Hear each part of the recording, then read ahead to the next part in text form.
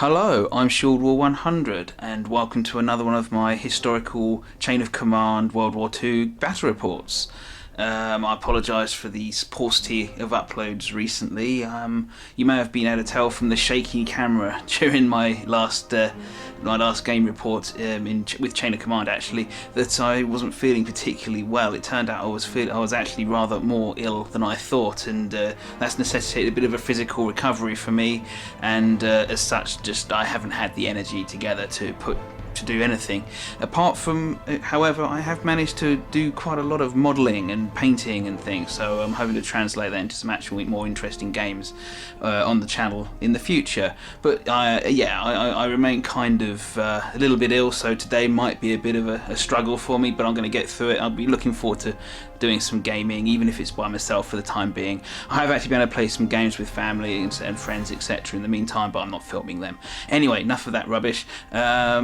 So we're in World War II again, and trying out a slightly different look. Usually have a grass map, but I found one of my sort of more blasted-y, urban-y sort of surroundings to go. Got some new buildings. These ones in the foreground in the MDF are Empires at War ruins, and they're very good. Go check them out. So they've got an online store in the UK, really cool. Today we are playing a game and simulating a battle somewhere north of Metz along the Moselle River. This is a town, and in November 1944, as the Americans are pushing to cross that barrier river, and the Germans were throwing in the odd counterattacks and here and there, and this is one of them. An American US Infantry platoon has come face to face with a Panzergrenadier counterattack. Both sides kind of probing in sort of medium to low strength into this, and they've come across each other in the shattered ruins of this town. Lots of artillery in this part of the war, in this part of the world, and it's taken its toll on the surroundings, as you can see. I'm going to be playing the straightforward first scenario where both sides are sort of like meeting engagement. I think it's just called patrol or something like that. I can't remember off the top of my head. Usually it means that both sides have a standard platoon with a tiny bit of support. I'm going to sort of sex it up a little bit, put in a little bit of armour for both sides, but I'm not going to go overboard. But I just want to give both sides something a little bit more interesting to make the game a bit more interesting for me personally, since I have plenty of armour to call upon for both sides anyway. And in the actuality, both sides were did have access to quite a lot of support, for this particular part of the war, especially the Allies, of course, and when the Germans did counterattack, they tended to put a few assault guns in as well. Here we go. I'm going to move on, do the patrol phase and sort out where the jump-off points are so I can tell you, and then I'll do that and give you an idea as to, show off which models I'm using for each side, okay? I'm just going to go on with that, and I'll be right back. Okay, I'm going to start with the American platoon, so just have a quick pan of what the battlefield will look like from their side of the table. There you go, you see. So we've got, it's a fairly built up area, lots of hard cover providing ruined buildings, some walls, as you can see. This entire area along this side of the board is considered to be sort of lightly wooded, so it's going to be counted as light cover for anyone inside it, and maximum range you can see through it I think is about 6 inches, so into or out of or through, okay, so 6 inches or so, and so that should provide some pretty bad obstacles for anyone trying to attack through there. Anyway, so here's the American jump off points after the patrol phase. They've got one down here, one inside this ruin here, and one had to go right on the edge of the board over here because it couldn't be placed in cover, unfortunately, so retreats to the edge of the board. So yes, the Americans are rather sort of trapped in this half of the board. They didn't get a particularly good roll compared to the Germans as to the placement of their initial patrol markers, and that meant that they're kind of stuck here, but we'll see if they can fight their way out of it. The American platoon certainly comes with the equipment to do so, so let's get into it. So as always with Chain of Command, we'll quickly go through the structure of an individual squad, because squads are the building blocks of these games. And so here's one. The American GI squad is, as you'd imagine, it's the same sort of overall structure as all the other nations almost. It's a a sort of like a firepower element of a BAR team here. With 3 men in it, a gunner, a loader and an extra rifleman for fun, and a much larger manoeuvre element of 8 Americans with rifles, which is pretty solid, and that's actually the bulk of the firepower of the squad. The American rifle armed infantry can put out a fearsome array of firepower, and because they are semi-automatic rifles, they can re-roll ones to hit, which turns out to be pretty powerful in the few times I've actually tried it, and yeah, really happy to see that. So yeah, American squads can put out a fearsome number of shots despite the fact they don't have the numerous MG42s or 34s that the Germans do, and they can maneuver with it, so pretty good force to use. And of course each squad has a junior leader to lead them and issue them particular orders and take off shock, etc, etc. So yeah, and there are 1, 2 and 3 of these squads available to the American platoon here today. That's a standard allocation. I'm not taking this as an understrength platoon or anything like that. The Americans were pretty well stocked up at this point, despite having to fight through Metz and everything, which cost them a heck of a lot of infantry and a lot of casualties. They were still able to keep their forces up to strength for the purposes of this game. In terms of other things present, we have a pair of senior leaders to lead the platoon, which is a great benefit to the Allies. Having lots of senior leaders helps them get models onto the board, and yeah, give them that bit of oomph when they're having to move forwards as well. A bazooka team as standard for the platoon in chain of command. Let's see, we're also giving them a 4-man 50 cal team because it comes with 4 men on the base. I think they should have 5 according to the rules, but hey, 4, 5 hopefully won't make too much difference. So a 50 cal is a heavy machine gun, and yeah, it can dish out the pain. It reduces cover because of the size of the shots and that it's putting down, etc. So yeah, it could be useful in this built-up area. And finally, of course, as you've probably noticed, there's the existence of an M10 Wolverine. Well, the British called it a Wolverine. It's an M10 tank destroyer, showing up to support the infantry as they push through this embattled town. Okay, yes, hits hard, is quite fast, and is pretty lightly armoured, even compared to other Allied armour. But yeah, it can certainly at this range it can do a number on most of the German tanks. Right, gonna have a look at see what the Germans are bringing to the table, and yeah, we'll see. Right, and here we are with the German side of the board. So just give you a quick pan as to how it looks from them. So same road, just flipped the look. So the wooded area is on the left now. Okay, same things apply. Hard cover is hard cover. The open's the open, etc., etc. Right, let's see where the German jump-off points are from their patrol phase. They had a bit of a better placement to start with through the lucky random roll. They got one in this really useful building here, though. In the end, one of their jump-off points. Don't forget, jump-off points are both points from which your units will deploy, but they're also objectives, so if the opponent captures them, it's a massive hit to your force morale. They've got another one down here in this, it's ensconced between this building and this wall, and finally another one actually was able to be put in the woods themselves, so they could potentially outflank the Americans around behind the line of buildings and all through the woods if it takes their fancy. Yeah, I like it when German forces in this period have to kind of move a little bit. They can't just dig in, because it makes for more interesting games. The German army is very good on the defense, so can entice them into static games, but giving them the ability, at least the option to attack, is a good one if you ask me. Anyway, let's go on to the actual makeup of a German Panzergrenadier platoon. Okay, and once again I'm counting it as full strength for the purposes of this game. Whether or not it would have been in reality is another matter, but here we are. Okay, so once again 3 squads in the platoon basic. Okay, and here is just the one of them here. See if I can get a decent angle for you guys. Yeah, so again there's a junior leader and 2 squads. Okay, and as you can see, a German Panzergrenadier squad is a much smaller in terms of the number of men than the American ones I was showing you before. Very much so, in fact, from the first appearance. But in terms of firepower, they really do chuck it out, and they more than make up for that deficiency in numbers. 2 teams, to comprise a squad. both of which contain an MG in it, a light machine gun, which can really throw out the hell of firepower.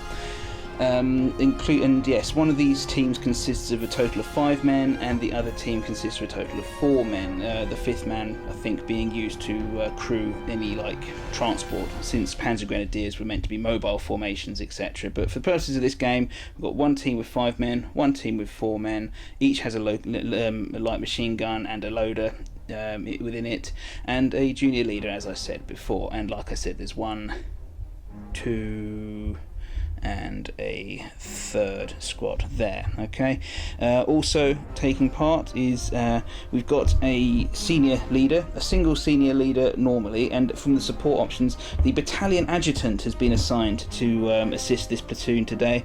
So this guy at the little front, they're both pointing, so just count them on the slightly smaller base as the adjutant. He won't appear on the board ever, however he counts as a senior leader behind the lines, so basically the actual senior leader for the platoon can come onto the board, and there will be no ill effect on deploying the remainder of the forces. Okay, so that's what an adjutant does. Basically, it's like a senior leader who can't be deployed onto the board, but he means that you don't suffer the penalty for not having a senior leader behind the lines.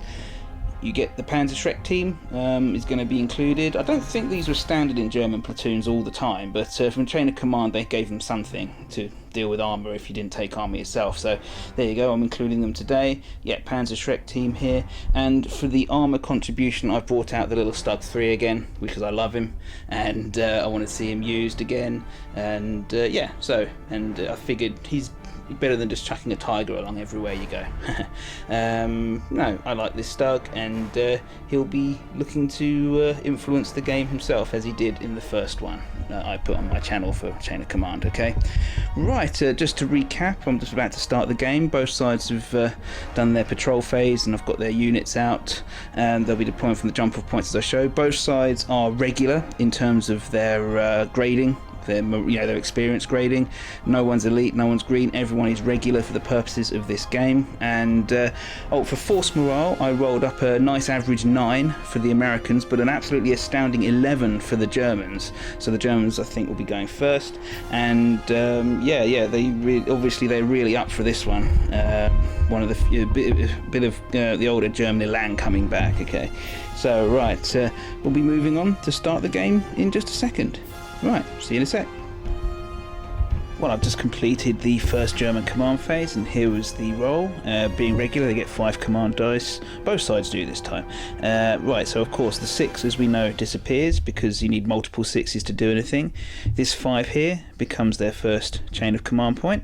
Okay, starting to be recalled. So as you can see, we've got a 1, 2 and 3 to use to activate units. So as always, not going to go over this all over again, but 1's activate and deploy teams, 2's activate and deploy squads, and 3's are for junior leaders. So first of all, this 3 up here was used, just gradually pan, to deploy this 1st Panzergrenadier squad into the buildings surrounding their jump-off points. Fulfills the dual purpose of putting a decent holding force with some impressive firepower out covering a large amount of the board, and also it defends this jump-off point, so double whammy there. Yeah, so this is a pretty good-looking fire base. Being a junior, given the fact that it was a junior leader used to activate it, to deploy them, he also used his 2 command points to put each of the individual teams, one here and one here, on Overwatch. Yes, so there you go. So they're on Overwatch. They can now react to Americans deploying and moving, etc., etc., into their line of sight. Yeah, just one thing, in terms of the buildings, I forgot to mention maybe earlier, although they're ruins as such, I'm actually going to count the rooms which have actually got windows in. So the ones which are sort of almost enclosed, like this one on the left here, I'm going to still use the rules for building fighting in terms of line of sight. So at this point in time, the general gist, I think, is 2 models can shoot out of a window at a 90-degree angle fire. So for this particular team on the left here, they've got it's the machine gunner and one of the riflemen shooting out of the window. Meanwhile, this one on the right, because there's clearly a corner missing, every model which is sort of like looking out over it can see from that angle. Okay, that's the gist I'm going with. I hope it's fairly simple to get around, basically. But basically, even in ruins, if there's a window, they've got the restricted arc of vision. Okay, if they've got no alternatives. Right, carrying on. we go back to the dice, and the remaining 2 has been used to deploy this other squad of Panzergrenadiers here, within 6 inches of this jump off point, so quite an aggressive move there, deploying the full 6 inches away and just starting to advance up the board to try and flank the American position. Okay, it's a bold strategy, Cotton. Let's see if it pays off for them. Right, okay, the final one there, we can deploy or activate a team, not being used this time. Germans going to hold on to their forces. They're not going to deploy their Panzerschreck team yet, not going to give that one away. Okay, right, they're going to move to the Americans now and see what they do with their first command phase. Okay, well, the Americans started in style, announcing their presence in the quiet way they're all known for. Here is their command dice roll. So as you can see, they got their two sixes. That means they will be going again next. They'll get another roll after this one's done. So they get this smaller pool to work with, but they will be going again. That 5 there goes towards their first chain of command die, and yeah, so 2 and a 1. So the 2 was used to deploy this squad into the ruins around their jump-off point. Having deployed, they opened fire immediately on the Panzergrenadiers in the building across, causing a singular point of shock on one of the teams in there. The Panzergrenadiers then fired back because they were on overwatch by reacting to this, and in turn they managed to cause 2 points of shock and a kill on the rifle team in particular. They didn't scratch the BAR team, but the rifle team took the brunt of the shooting. So yeah, firefight already developing here, and the Germans, the light machine guns of the Panzergrenadiers really starting to work their magic, shall we say. But American squads got plenty of firepower of their own. They could do some damage before things go really awry, perhaps. Then we went back to the 1, which is a singular team, and if you recall, the Americans have a heavy machine gun team.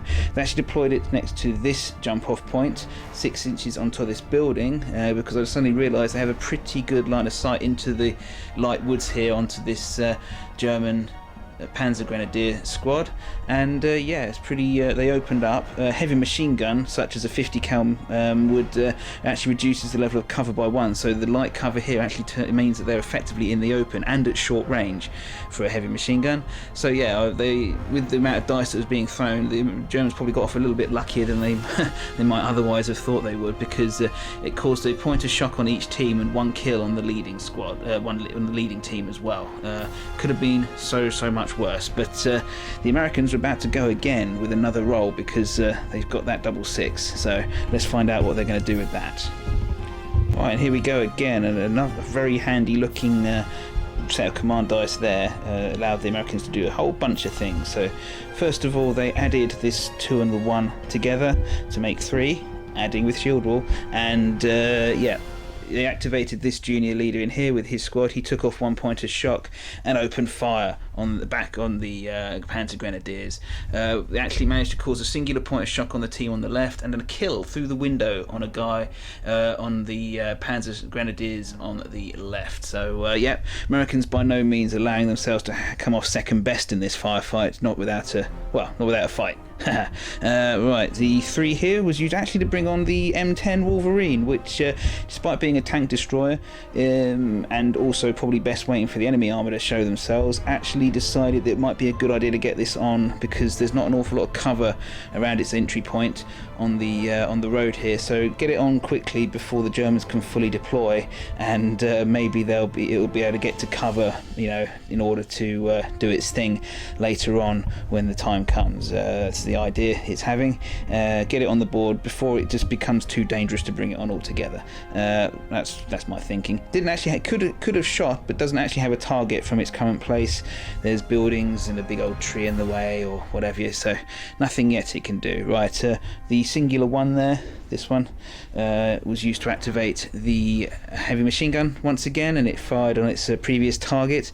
Didn't kill anyone this time, however it did manage to cause 3 points of shock on the foremost unit of foremost team in the Panzergrenadier squad. Nothing on the back, bum dice there, but so they've got 4 models in that team and 4 points of shock, so 1 more and they will go pinned. So it's quite it's not murderous as as such. Again, could have been so much more damaging, but nonetheless, it's certainly making its presence felt there. Okay, and the singular 4 here was used to bring on a senior leader, and that senior leader is just here. He's here to support the heavy machine gun and any other troops who deploy from this jump off point, because the threat from these Panzergrenadiers is certainly not over yet. Right, let's move back to the Germans and give them a go. Okay, back to the Germans with their command dice roll, and here it is. As we know, the 6 does nothing, very disappointing. First of all, this 3 was used by the junior leader of the advancing Panzergrenadiers up the left flank, mainly just to take off 1 point of shock off the lead unit and then activate the entire squad to move pluck deep 2 dice worth of inches minus a bit for the shock into the woods there to get them out of line of sight of the heavy machine gun over there, which yeah, is probably a better thing. They could have stayed put and shot at the return fire at the heavy machine gun, which is only 4 men really, but they are in hard cover, and it would have meant more firepower coming back at them most likely. And yeah, the Germans just don't have that many men in their squads to be able to deal with incoming damage, not whilst they count as being in close range in the open against a heavy machine gun. It's just not worth it, and plus any other troops the Americans decide to deploy over there as well. So they went back into the woods. They're going to pull some more shock off themselves probably before advancing further. And right, the next dice was the 2 we decided to use, and activated the squad of Panzergrenadiers in here. Didn't use the junior leader, so none of the shot came off, but only took 1 dice off the firing anyway. Opened fire back at the Americans across the way, and just only managed to cause 1 singular point of shock, as is there to add to the 1 that was there already on the rifle team. Very disappointing there. Bad dice rolls from the Germans.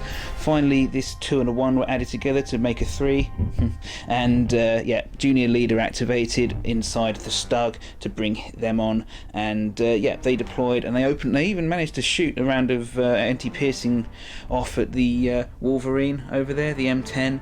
Missed. Rolled a 4 on 2 dice. They only needed a 6, I think, on 2 dice added together, but they rolled a 4. So pretty rubbish indeed. The Germans really need to pull their socks up. I know it's early days, but well, in a firefight, it doesn't really matter. You can get killed early on or later on. It doesn't, as long as if you're shot. But yeah, that's probably possibly the best chance they're going to have at taking out this Wolverine while it's in the open. And yeah, they just messed it up. But can't odds the dice. So that concludes the German command phase there. At least they managed to get this squad out of dodge. They get a chance to regroup a bit now, or at least just not take lots of fire, which would lead to a break in morale. Right, let's go back to the Americans and see if they can capitalise on the fairly disheartening German start. Americans just done their next command phase, and here is their dice roll. So 2 5s there translates into 3 running chain of command on the chain of command dice, really contribute to their point perhaps. Right, so a 3 3 and a 1 left. So first of all, the obvious one was to move this guy. Well, first of all, he activated with 2 commander initiatives from the junior leader on board. First of all, ordered the gunner to open fire at the Stug and missed amazingly again. Obviously, maybe it's very foggy out or something, but yeah, another 4 rolled to hit, so a miss, which allowed the driver to move 1 dice, and yeah, he did. He duly managed to get 5 and just scooted up here. So shoot and scoot is the name of the tactic, and they shot and scooted. Yeah, so there they go, they're out of sight now. Right, so a 1 and a 3 remaining. The other 3 was used over here. Again, take off a point of shock, opened fire back, causing a point of shock on each of the Panzergrenadier squad teams in the building across from them. And yeah, these the small size of the Panzergrenadiers teams is really meaning the firefight is going against them at the moment, because yeah, they're going to get pinned, and that's going to reduce their firepower further, and it's going to get worse. But yeah, but if they can just get some decent hits in on these Americans in here, maybe they can pull it back, or just rally some shock off perhaps. Anyway, the final 1 here was used to activate the machine gun team, which being a tripod mounted machine gun can only see 90 degrees out to the front, so it was definitely pointing over there. Decided to cannot take a small movement penalty and rotate itself up here to be able to shoot into the building, which it did. It can only fire at half effect though, because it had to rotate so far. And yeah, so but 5 dice, it's longer range into actual meaningful cover, meant that they didn't actually cause any damage this time. But if they activate in future rounds, then they'll be firing at full effect and possibly adding to the woes over here for the Germans. Okay, so that concludes the American phase. We're going to go back to the Germans now and see what they're going to get up to. Okay, and the firefight continues with gusto. Here's the German roll, so that 5 goes towards them having 2 on their chain of command die. 3 3s and a 4 is pretty good. So the first 3 was used on this Stug, which simply used 2 dice to move into a better firing position, well, into off the road into a firing position here, looking ominously up the road at the heavy machine gun up there. Yep.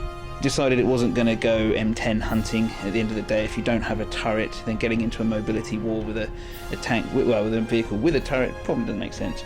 Anyway, right, so the next one, the this 3 here was used by the junior leader for this Panzergrenadier squad. Just took a couple of points of shock off of the lead unit there, trying to shake them back into good condition before sending them on the offensive again. And then the 4 and the 3 here was used for, on the junior leader in this house here, and also to deploy the senior leader in there, and together between them they were able to take off some shock and direct the fire of the machine guns using the doctrinal German rules, and yeah, to direct the fire of their machine guns specifically, and yeah, rip up this building over here full of Americans.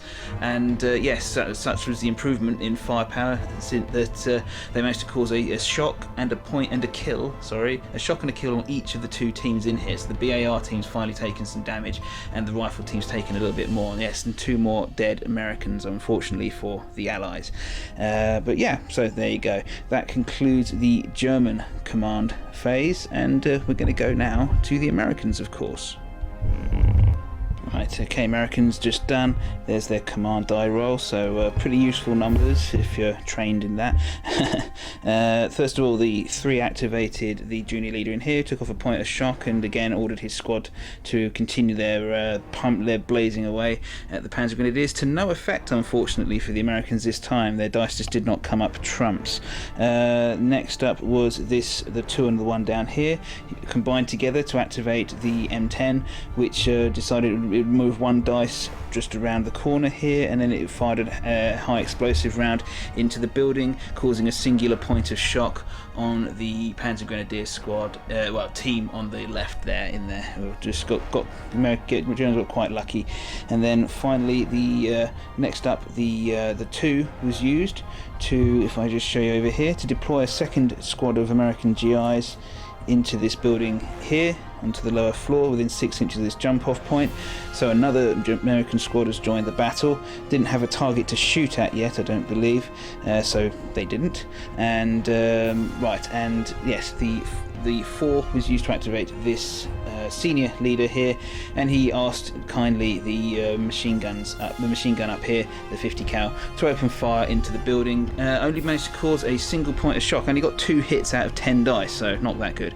Single point of shock on the Panzergrenadier team here, so 2 points apiece of shock on the Panzergrenadiers. They got quite lucky considering the storm of fire coming their way this time.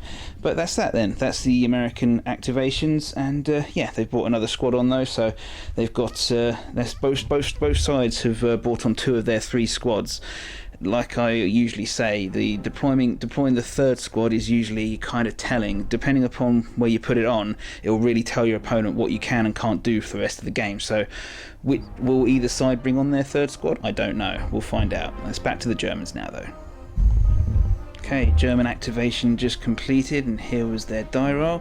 So quite handy numbers once again. Getting good use out of both sides this time, I think.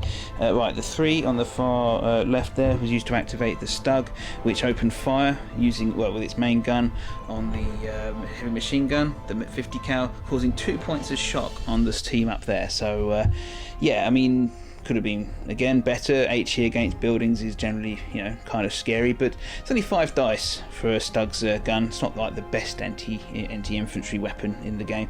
It's probably not being used to its designed function, but never mind. Right, carrying on. The 2 and the 1 here was combined into a 3, and these two 2s combined into a 4, once again to activate both the leaders in here, the junior and the senior respectively, and they took off some shock, directed some fire against the Americans over here, causing 2 points of shock on the rifle team, and one of the command points was used to fire a Panzerfaust, one of the 2 in the platoon, at the M10, which actually hit, quite surprisingly, considering it's slightly obscured from their position, and actually managed to, which was even more surprising, once it did hit, I think it was on a 9 it needed to hit, once it did hit, it didn't kill the damn thing. It was quite impressive really, considering the amount of damage a Panzerfaust can do, and the lack of armour an M10 has, but only managed to damage the gun sight and cause a single point of shock, as evidenced by that tiddlywink just there. So yeah, that's going to annoy the Americans no doubt for future. Damaged gun sight is -1 to hit for future shots. Right, so that's that. That's the Germans' activation. We return now to the Americans. Okay, back to the Americans. There's their role. The 6 does nothing, as you all know. The 2 was used over here to move the American squad out from the building over to here. They're going to go hunting some Jerrys, and but they got the Americans squads generally seem to be a bit more mobile because they can move and fire a lot better than the Germans, especially Panzergrenadiers with their multiple belt-fed light machine guns and whatnot. So hopefully they're hoping this will be to their advantage. So there you go. The remaining dice, the 4 was used next to activate the senior leader. He took off the 2 points of shock from the heavy machine gun and ordered them to fire. They did so, but only managed to cause a singular point of shock on the Panzergrenadier team over there.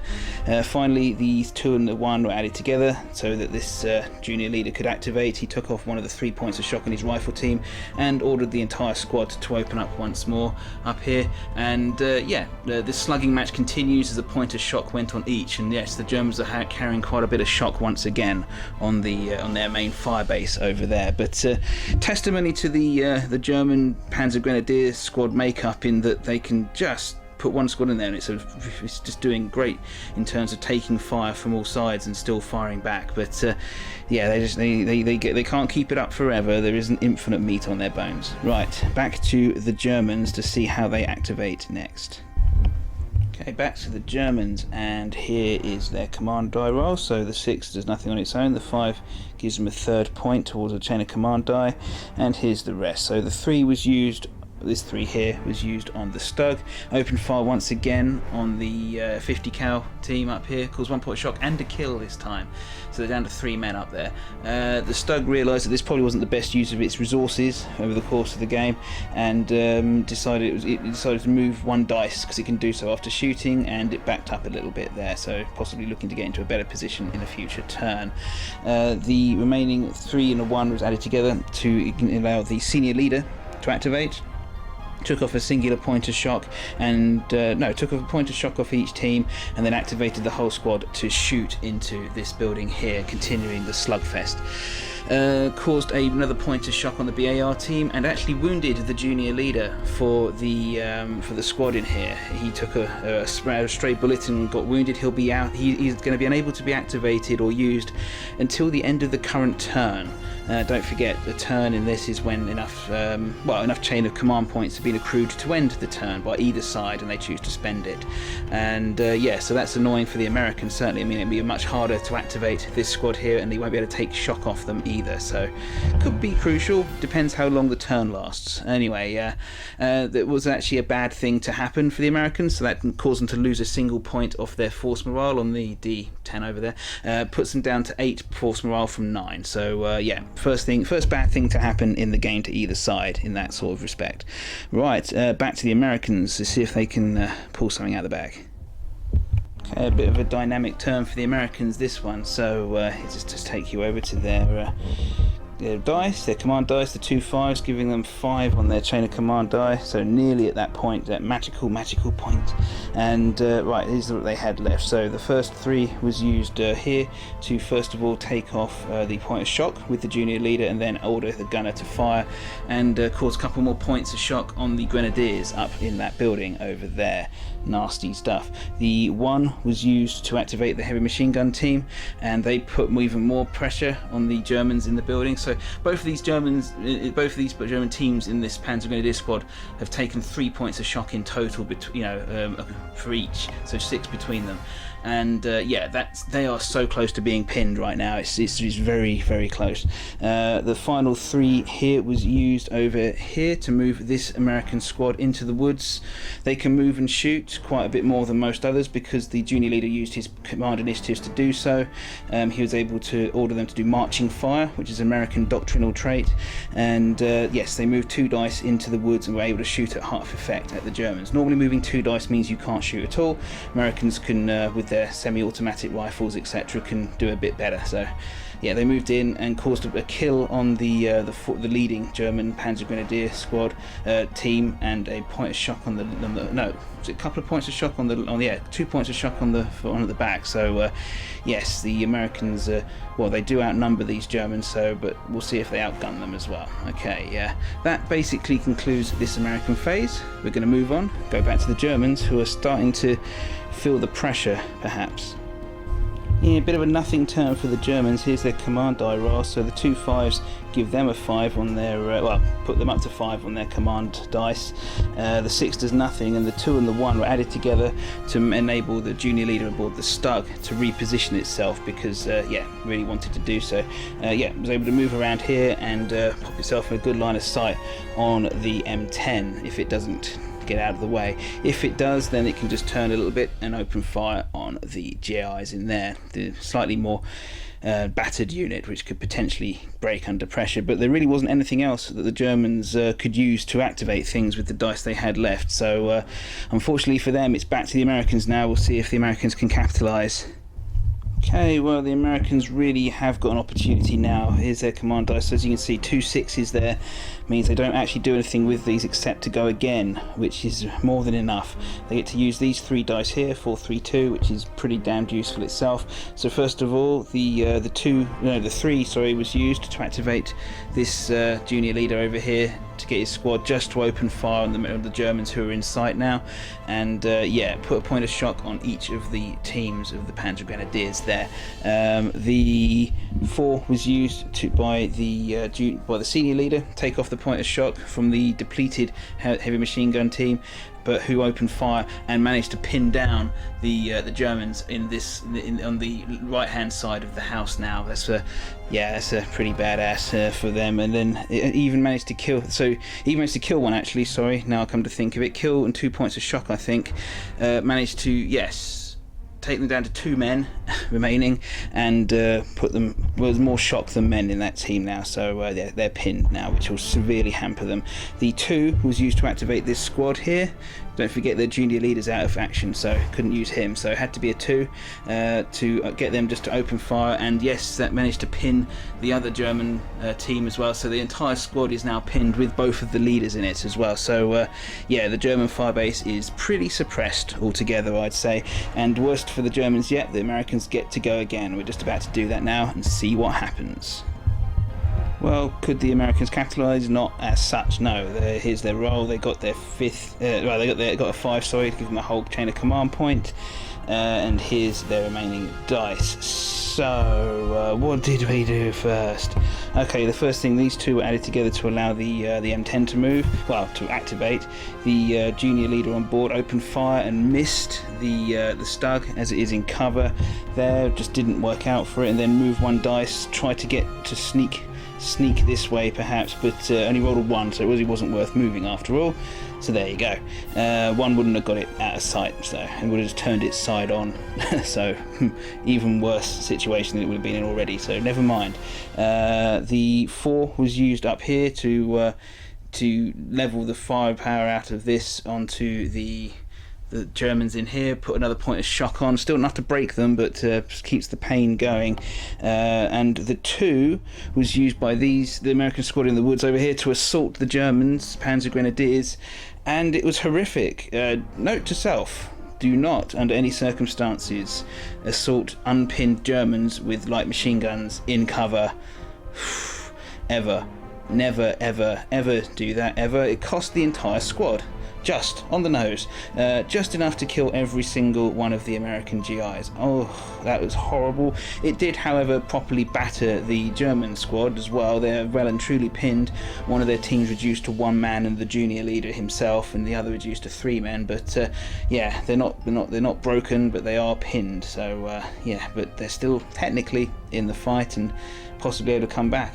It wasn't even enough to hurt the junior leader on the German side. Killed 3 of them. The Americans rolled bum dice. You can't really get away from that. But yeah, there was so much. When I worked out the dice, it could probably very easily have been mutually assured destruction, but it just was not to be in one direction, and the Germans got away with it. So there you go. Oof.